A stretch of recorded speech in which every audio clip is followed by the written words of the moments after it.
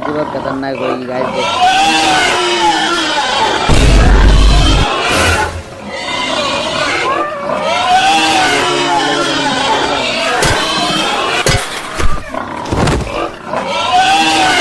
रामलाल, क्या जवाब आ गया ये?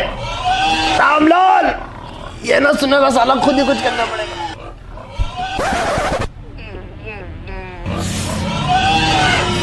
एक कहाँ सुअरों की आवाज आ रही है? जय जय, गांव में सुअर फंस गए हैं, आवाज